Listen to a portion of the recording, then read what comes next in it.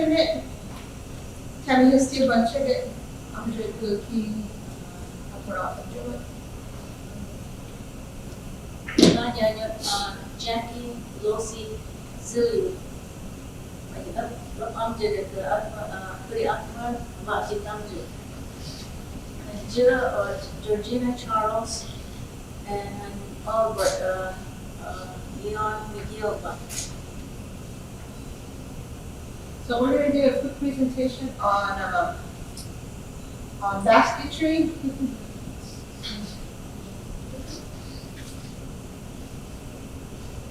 And we're just going to talk a little bit about, we gave this presentation when DEQ came to town to visit. We're part of the Gila River Basket Weavers Association, which started back in 1998 with Jackie, Sandra Jackson, Fifi, Delphia Gray, or they call it Fifi, Gloria Johnson Butt, Roberta Antone, my mother, Kathleen Butt, and then myself, and Terrace Johns. We had one male that was with us. So we're part of that group. We did our introductions. These are some of the core, not so much rules, but lessons, traditional teachings that I was taught, that people talk about when you weave. So a weaver is always taught to give away their first basket that they make, whether it's to their teacher or to someone they admire. We're taught that all this right here, the plants, the picking up, everything is a living entity. That it has a life of its own, it's a breathing entity that we have to respect it and treat it with care. And that we only weave when we're in good spirits, that because whatever we're weaving, it's like when people say you bake with love, that's part of this, you're weaving with love, and you're weaving, you're putting your feelings into it. Sometimes I'll get frustrated when I do weave because my basket does what it wants to do. If I want a specific design and I have it in my head and I'm trying, I take it apart, redo it, take it apart, and it's just doing what it wants to do. So I put it down because I get frustrated with it. I'll be like, okay, just make whatever you want to make. And if the design's going to cut this way, then it's going to go that way. So I just let it do where the design wants to go, and I end up changing the design, or it just comes out in a different way. So that's part of what I was taught, about basketry. Sure.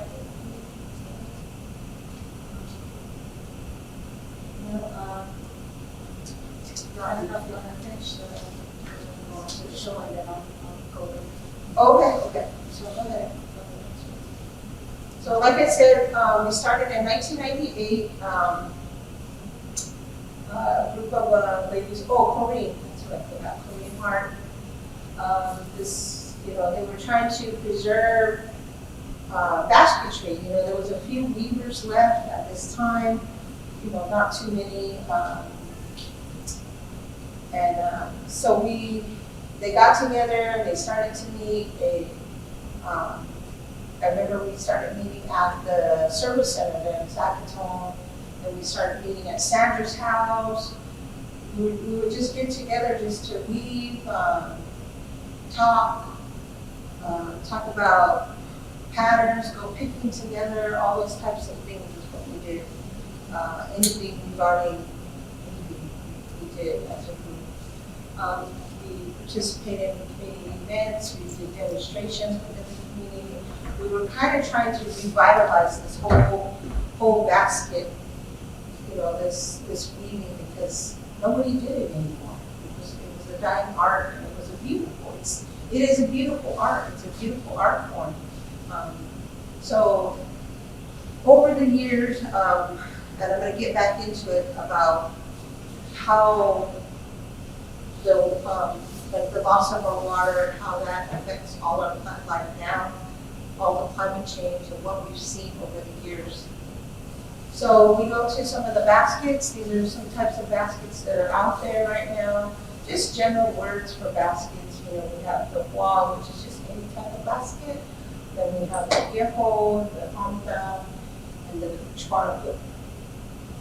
So those are just a couple of types of the baskets that we were used to making, or that some of our elders or relatives still make today. And there's Miss Jackie. All black hair. So, and here's some of the material that we use today still. So still from a long time ago. You know, we have the chua, the pula, the yuba, the alpha. So we have those that we still currently use. Another one is that we're known for our basketry. If you look at some of the baskets that are in the cases, people knew our baskets to hold water. They were woven so tight that they could hold water. That was a good thing. I'm so proud to know that those baskets in the cases can hold water without having, you know, that pine tar or anything on there. It was just, you know, just a general basket with water in it and holds it. So then we have the well-made basket with the screw cloth. So here are some of the designs that are on some of those baskets, as well as Jackie's baskets right here. A few of the basket designs, we have the long glove, the prognostic, the Zilllioux is key, and then the man in the maze. One thing I learned about the man in the maze, it's one of our most important designs to us. I learned that we're never supposed to cut it in half or block this design, because they said it's kind of like blocking life when you're making your basket. So you don't just do a half of a maze, you have to do a full maze on the basket.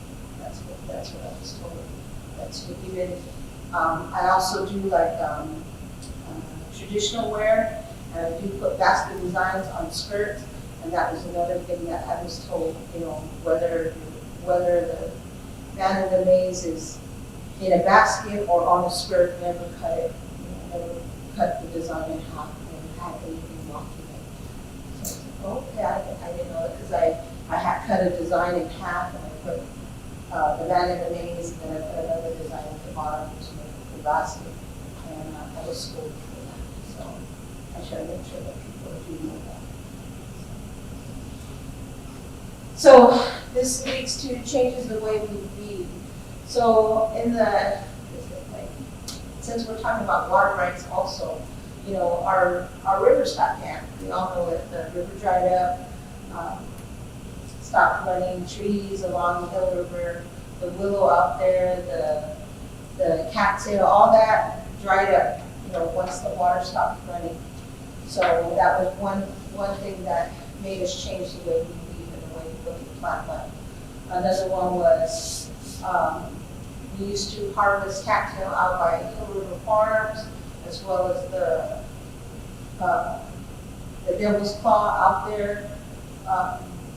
It was considered weeds, so a lot of the farmers, because it grew wild out there, a lot of the farmers would started to use chemicals to weed killer and all that to kill those plants. So it just became scarce, and over the years, you know, with chemicals being in the ground out there, we quit picking out there, we quit harvesting out there, because the material became weaker, because the ground being saturated with chemicals and stuff, and made them brittle or weak, all the plant life out there. So we just chose not to harvest out there anymore. So we don't harvest anymore out there. There's a few farmers out there, like Harrison Farms. He'll call me every now and then, and he doesn't use chemicals on his field, so he has a lot of weeds, a lot of devil's claw in his fields, which is really nice. And he'll allow us to come out and go out there and harvest whatever before he plows it all up and goes back in the ground. But Harrison Farms out there, he doesn't use chemicals, but he allows us to go and harvest. the violet that's around his farm out there. He grows hay out there. So also climate change also had an effect on us. You know, we all see the climate change that's going on now. We have different blooming cycles. You know, sometimes, you know, the Zilllioux used to come, or the Haboobs used to come during July, but they don't come anymore. You know, very little rain. You know, so and usually winters are wet. We barely got a little bit of rain, but which is good. We got some water. But so that keeps our plants sleeping all the time. They just stay dormant. There was a big wild patch of the devil's claw across from the carrying house in Sackatoon. There was a bunch there. One year it rained and it just flourished out there. So they had the grand opening for the new market out there. This new market with the gas station, laundromat. And they had it the other day and they totally wiped it out. I was like, no, I know there's devil's claw here. I was looking at it. I felt so sad because I knew there was dormant plants out there because I've seen it before, huge patches out there. So that affects our growing, the city encroachment, even like I said, our own community, the growth of our community affects our plant life, you know, because they kill these plants that are still dormant, the seeds are still in the ground. And so that has an effect on the way we eat. So that brings new change. So we have to learn to find new picking spots, or you know, find new ways to have material, especially material that was good, that we could control, that we knew how it was growing, what fertilizer was going in there, if what kind of water it was getting clean water, polluted water, or what. So we have to learn to control those things. So with the help of PMIP and DEQ, you know, we help them with management aquifers, and they have a beautiful, now the cats on the willow out there, the Mark 5 project in flats, Sackatoon flats. It's just growing wild. It's beautiful. It's beautiful. That's most of those pictures right there are from that area where the reclaimed water comes through, but it's just flourishing out there. And I know that Mr. Rousey took some of his students out there to harvest the willow and cattails out there. But it's beautiful. It's just flourishing. Nice plant life out there. So also we encourage weavers to start planting their own basket gardens. I saw that DEQ finally, some of the ladies over there are the junior Miss Gila River planted devil's claw at Yucca Garden, and so she's giving it away now. So if you want any claws, you know, call DEQ if they have any left. They're offering it for free to anybody that wants it. And then in conjunction with Heritage Museum, I don't know if we even got out there yet and made the garden. Him and Josh, wherever Josh is. No, we planted a garden out here. We planted some seeds, and then they have like a little ditch, a runoff area where they had some willows growing. I haven't been out there lately to see what's going on out there, but you know, they're helping us a lot. We're trying to have fresh material and good material, especially for when they offer the classes here for HHC here. So just seed sharing, and then I know that Ms. Monica King also took us to partnership with the City of Phoenix to pick along the Salt River out there. So we harvest out there. They have beautiful willow trees along the Salt River out there that we harvest. But the only thing that we in return is that we go out and we pick up the trash and try to clean up whatever the homeless leave out there. And keep that one area where we are at. We try to keep it clean, nice and clean, so that the willow trees will flourish there in that area. So creating new partnerships, growing our own gardens, you know, those are changes that have, you know, just affected us, you know, as weavers. I've been, like I said, I've been weaving since 1998. You know, that's, I'm gonna tell my age, I'm 50, that's almost 30 years ago.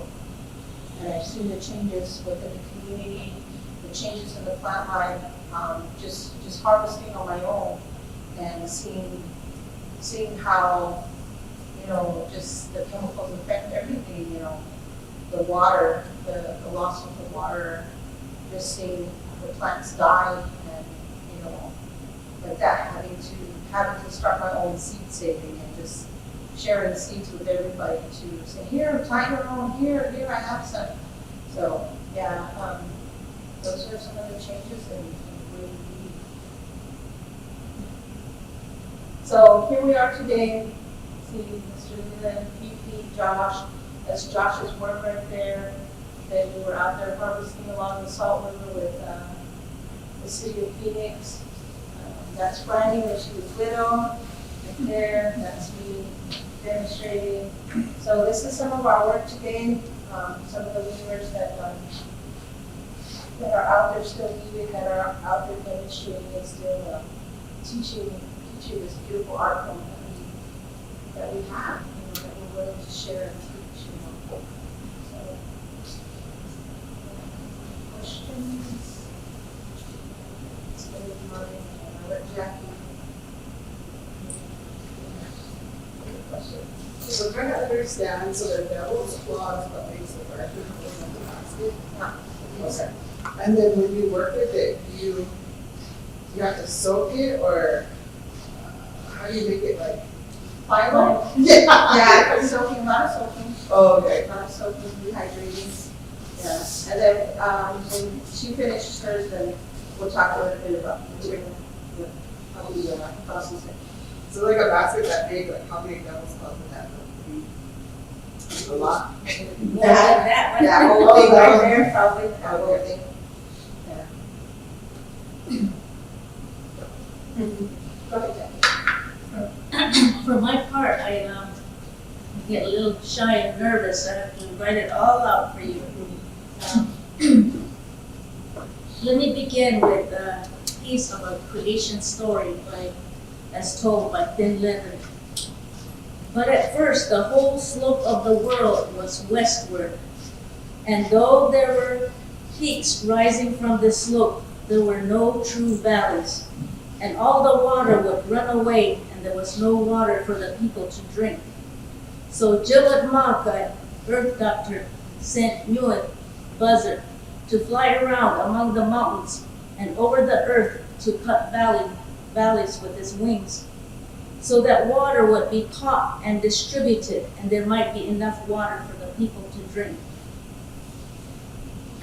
Zilllioux, Earth Doctor, water, earth, world, people, as in the creation story as told by Thin Leather, further teaches us understanding of that ecosystem that Tammy was talking about, which is vital from our beginnings to this day, and that which all the world finally realized is time for taking action for the survival of all life. As a young teen in my life, in the village of Vaki, I would run and walk 2 miles to my cousin's house on the weekends or when things were not right at home. And especially during the summer when there was no school, we'd swim in the ditch, running right by their house. And the funniest times was when we would wet the side of the ditch and make a slide. And I know some of you might remember this too in our shorts. And what we were wearing, we're almost all barely there. And so that was one of the fun times. And then sometimes we would get a mud ball and roll it up like a Tootsie Roll and pinch the top to make babies or dolls, and pinch the top for little bonnets, and then make cross hatches on the bottom part for the blanket and make it look like little ties around the babies. So we had a lot of babies, and at that time it was fun making babies. Another thing we did was the stories that we heard from the grown-ups about black mud. So we tried that. Put black mud on your hair, your body to beautify ourselves. but we just used regular mud because we didn't want to use the black mud. It had a little smell. But didn't really work that much. So anyway, so the Akimel or Gila River in the days of our ancestors, the O'otham, was the great flowing river, abundant with that plant and animal life. Even in my mother's time, as a young girl, she has told me that her and her foster parents had gone to Chandler in a buckboard wagon, and they had to cross the river somewhere there, and they say that the river in some places in Casablanca area was about 2 miles wide.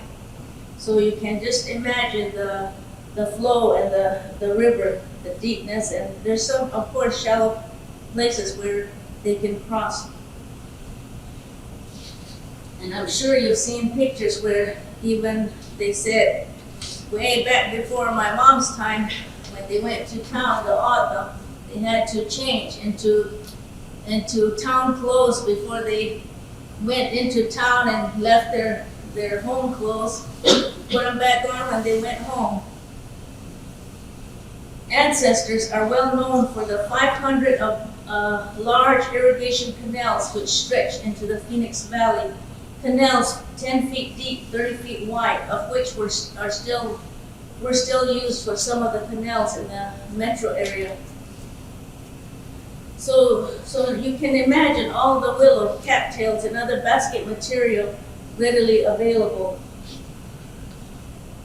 As Tammy mentioned, I learned prima basketry in around '67 at the age of 13 from the late Neoma White, mother to one of our governors. You all know Tammy White. And then later in life, the use of natural red dye from the root of the uto and advanced edging from Ricky Francisco, who I believe is our most excellent weaver today. You mentioned some of the tools, and when we were in the basket group, we wanted the participants to learn the O'otham words for the material and the tools, such as the ovich. The ovich is you hold it in such a way that you don't have to lay it down and pick it up and do your weaving. This is what you push through the cattail to make your loops. And then that's the ovich. Then the vinyl, or the knife, for shaving and cleaning off your cattails, your devil claw, to split them and shave them down to get that white fiber out, to make it pliable and so it can turn and weave through to make your basket. Then your little piece of wool or your little board because sometimes some did, usually you put the material between your teeth to shave. Some use a board to shave it from there, and so that's what they use, or to cut at a slant your inuk or your cattail. And the ha'akupada. Who knows ha'akupada? Your jar lid. We make holes in there, different sizes, to make the different widths of strands that you're going to make for your basket. So you can see this is a little wider, a little finer than this one. It's a little wider. So we'll begin to go into the fibers. The chor, which is the willow. This is all I have left since before the pandemic, and that you collect right at the beginning of spring when the new shoots are out, so they won't have those big knots or knolls in the branch, because if you do, that'll end up a hole in your basket. And also the ear, which you cut off that bottom where the seed pod is, save the seeds for like she said, garden, your own garden. And there is two types of seeds, a black seed and a white seed. The black seed is wild and they have shorter claws than the white seed. The white seeds are domesticated and should be the ones that you plant in your home garden. So we won't go too deep in the technique for right now, but my recollection of that core group of 4 women who started around 1982, Delphia Graves, Sandra Jackson, the late Ethelene Hista, Tammy's mother, and myself started a Pima Basket group, having been motivated from Ricky Francisco's class. So we all had gone to Ricky's class, and then she ended the class, so we said, let's get together and just, when you sit together in a group, you want to weave and talk about this and that, and not gossip, but be up to date in the world. So that was our intention, to sit and weave together like a sewing circle like that. But others got interested, the children, the young people, like she said, terrace. And so it became, for me, more of a teaching experience. So we began also taking harvesting trips, especially for the willow, because even at that time, the trees were sparse, and you have to, like I said, pick those certain type. So we have gone to Aravaca National Park way down south, and towards Globe and Superior, in that area where the Gila comes through there, and then the latest, like she said, with the Phoenix.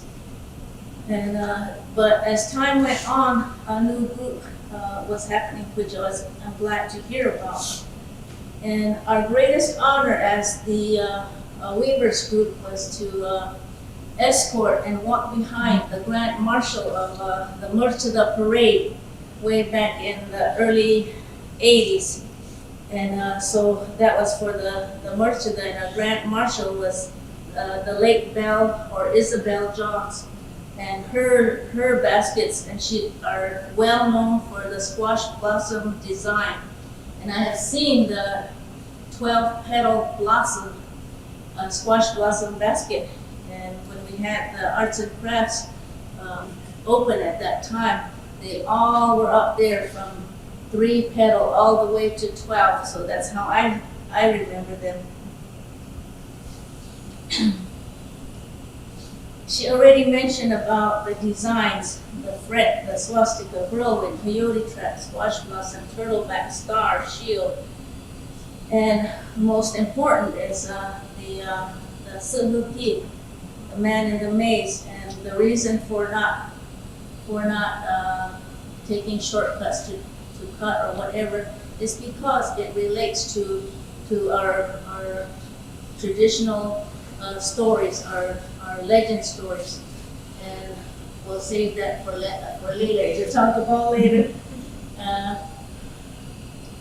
And always, as you can notice, O'otham basketry starts with the stuk, the iho.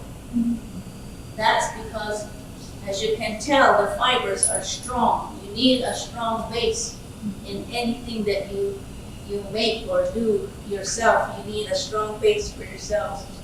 So that's part of the reason, and there's a certain type of beginning. It's like a little, I hate to bring this up. You've seen the prison guys make those chains with the plastic loops, strands that are going like a 4. It starts with 2, but they double it over and make 4, but that's a class in itself. So we'll do that. We should ever have a class with you. So anyway, today few still know the techniques of gathering and preparing material. The Pima basket excels anything of its kind in the world, was quoted from J.F. Brazil, who was one of the long past superintendents and of his wife. So she would go to all the homes and notice that almost in every home there was a basket weaver in that home. Although we no longer harvest basket material in water ponds or the river, we now look to the tribe's water rights projects such as MAR 5. We encourage the young O'otham to regain knowledge in the relation of water, plant life, cultural pride for the skill and knowledge of O'otham basketry. In other words, we regain strong understanding of what the ecosystem is all about. After all, this is what our past and present leaders have argued and continue to argue in the courts. There's a traditional O'otham song we know as Zilllioux, meaning black water, which the song refers to standing water or a pond. And that is where to find cattails that's where to find cattails. In this song, I imagine women gathering cattails for their basket weaving. So the song says, Zilllioux, black water is there. Then the women rush out towards us, they are yelling, all crowned with cattail leaves, then green dragonflies on them trying to cling. So from myself and Tammy and Leland, everybody that allowed us to be here to talk to you about basketry and our knowledge and what we've come to know about everything that involves baskets, life. So I thank you and hope that this motivates you to learn a little bit more about yourself as Akimel O'otham. Thank you.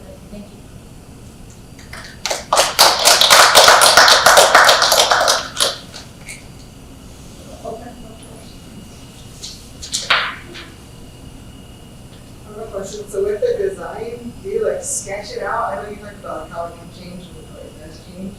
Do you sketch it out at first, or you just kind of see it and go with it? Just kind of carries out the design. Remember, we begin with the black, and you probably have in mind what your design is going to be. And in today's world, or today's weavers, they usually kind of copy or try to replicate some of these old designs because they also have meaning, like we mentioned grow and all those other things that the design represents.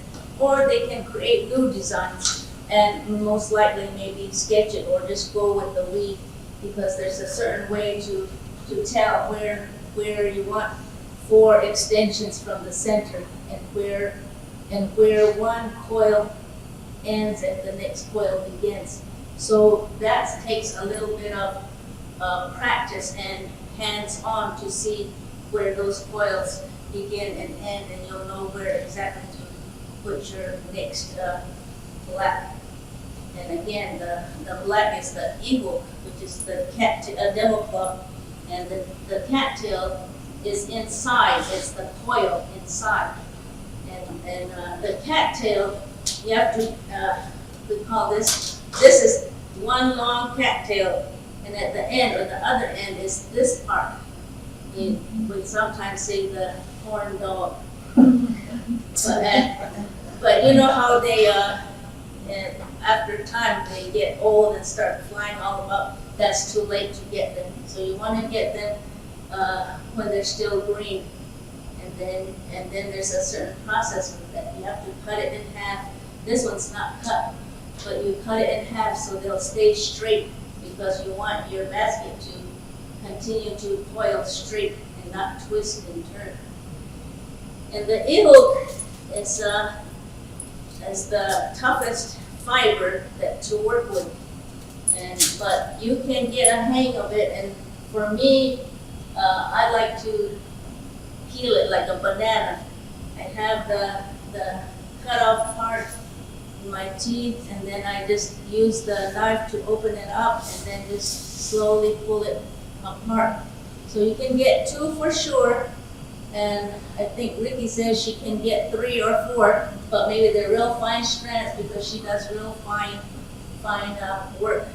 This bracelet is one of hers. My sister did this one.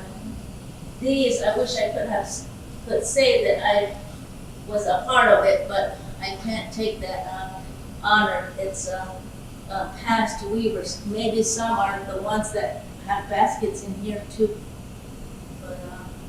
But these I picked up along the way.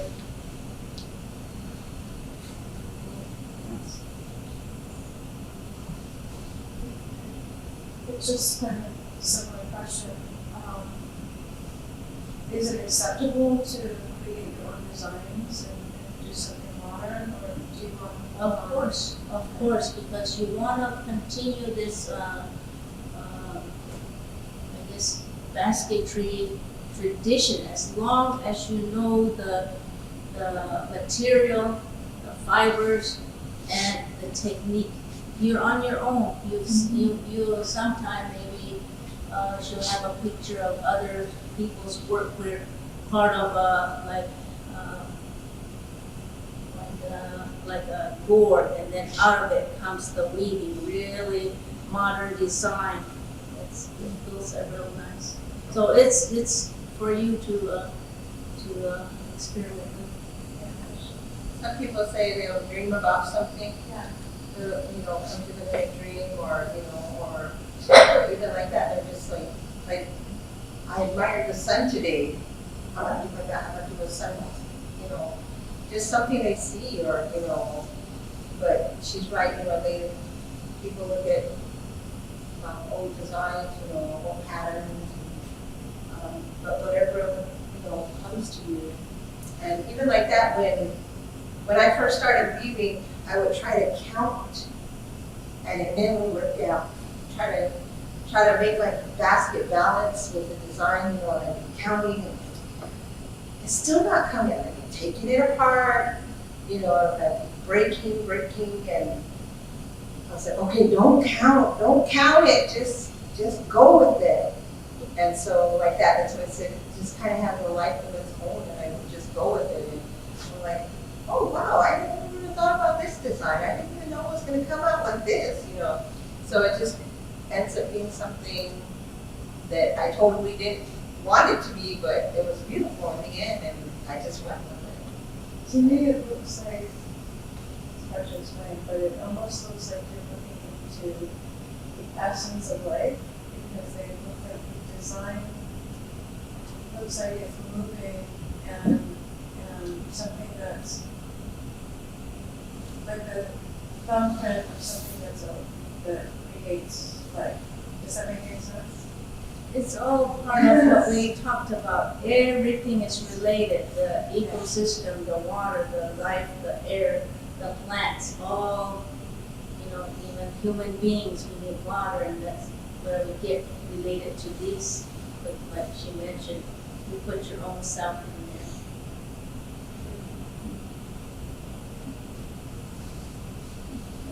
there. And some are coming up with creative stuff. I wish I had brought, again, Ricky, she made little dolls, little basket, made out of basket, little dolls. She's doing earrings, bracelets, medallions. You've seen those. A lot of them are doing with their materials, which is totally different, more of the mountain desert material. One of my mentors is Terrell from Toka from Don Terrell Johnson, and some of his work is a lot of contemporary work. He does a lot of board work that he there's baskets around the boards, so he does a lot of contemporary work. And that was another thing that people asked me too when I would teach, about male weavers. That was something, because, we always had women weavers, but, do you have a problem with teaching men to weave? And I'm like, no, I don't, because when my mom was teaching myself and my sister and my brother, she told my brother, and she told him, because he goes, how come I have to learn? How come you want me to learn to read? And I said, Mom wants us all to learn to read. We have to do that, you know. So, because I was just there to help her and pick and do all that. I didn't want to read at first, but then she started, she goes, you have to learn to read, you have to carry the song. And so it kind of stuck with me. And so, but my sister didn't do too much reading. My brother, but so when she was teaching my brother was the same. So how come you want to teach me to read? She goes, because one day you might have a daughter, and it's her job to carry it on. So he's like, kids, So sure enough, he has a daughter. He has one daughter. And so she would go and harvest with me and Fran and my sister. When we go on and harvest, and we would take her out with us. And then she's all, when are you going to teach me? When am I going to learn to read? And I said, that's your dad's job. I'm like, that's dad. I said, he knows how to weave. I said, he's got grandma's technique, same thing that we learned. And she goes, no, it's your auntie's job. It's Auntie Dawn and Auntie Tammy's job to teach you. I said, no, what did Mom say? I said, you have a daughter one day, and it's your job to teach her. It's not my job. I said, she taught you for a reason.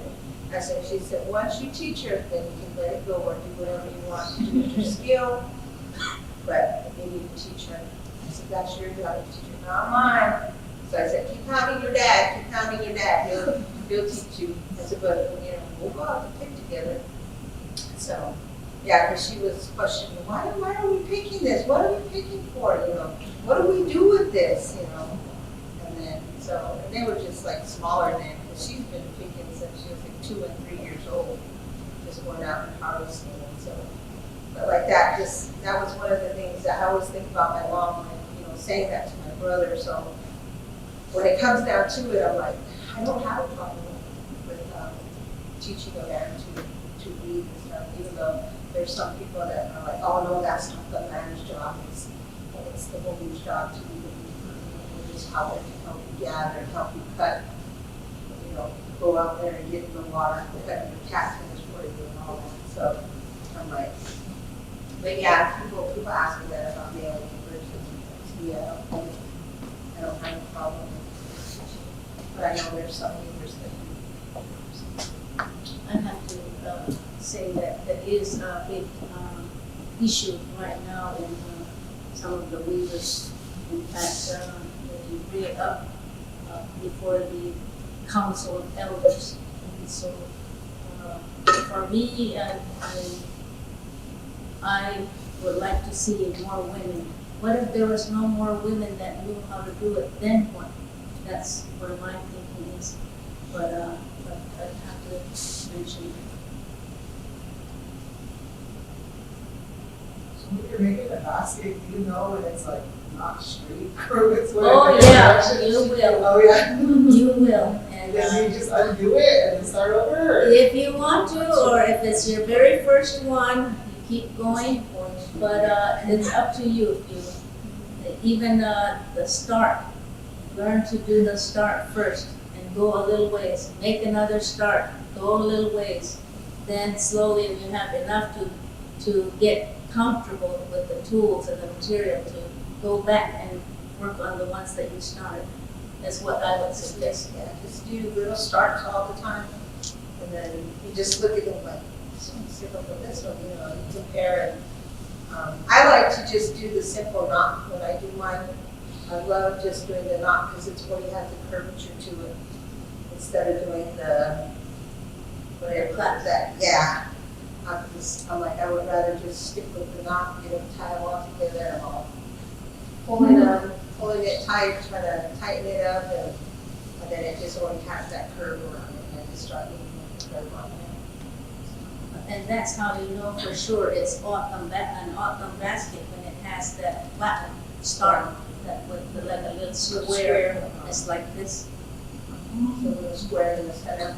And then once you get familiar with the materials, you can tell what's yucca, what's willow, what's Bear grass. Yeah. bear grass, what's both the Southwest autumn, we both use development. And you see like Jackie had talked about the black mud, so they use that also to help with dyeing, the dyeing process of your devil's claw to keep them black. So they'll use that black mud to that of the ocean, the mesquite sap resin. Yeah, mesquite that's not to blacken it. I've tried that. I've gotten some of the ushrup and I just put it in a bucket. I have buckets hanging from my mesquite trees in my yard, and where it drips, I collect it and I'll put water in there, just soak it, so where it dissolves and it just turns the water black, and then I'll take my claws and I'll just throw them in there and soak them in there and just soak them. Because it's a fiber, it'll soak it up. But nowadays I see people, like I see a lot of the hippies using grit dye. They use water to get those nice vibrant colors.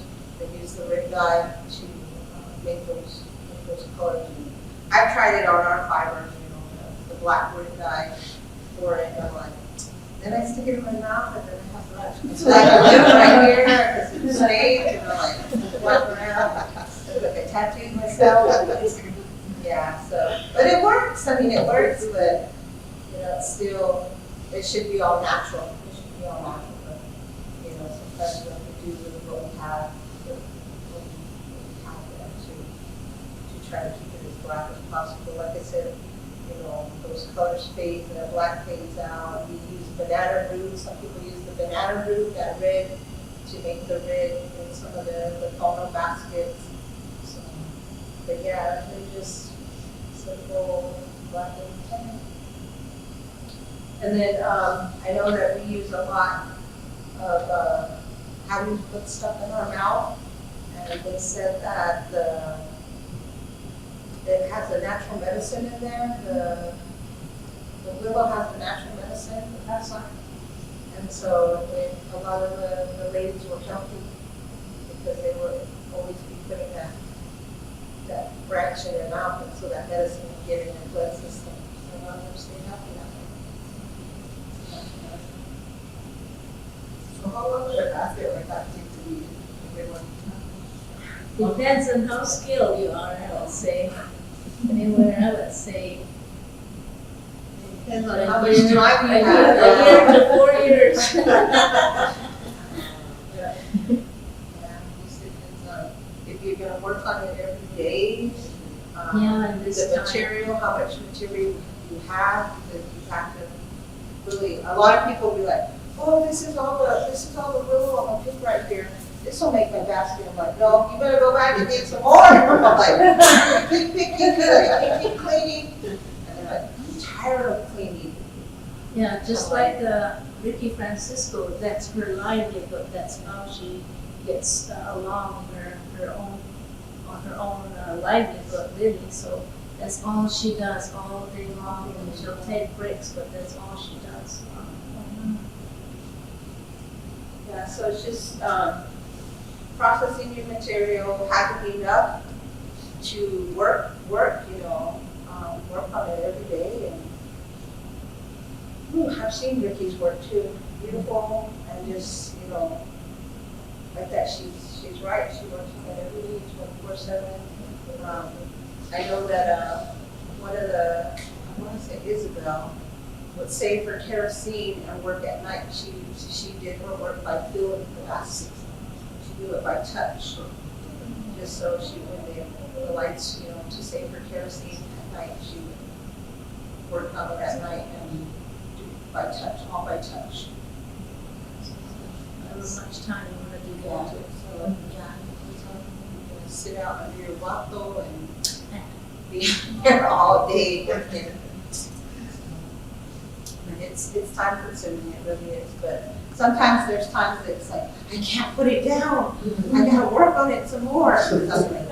It's in my head, I know what I want, and it's working right, but working with me, I'll be sitting there talking to my material, because I'm like, I just want to get like 2 rows done, just work with me, let's get this pretty design on you and get you working, put you up, and just talking to it, and then you just want everything, you just want perfect.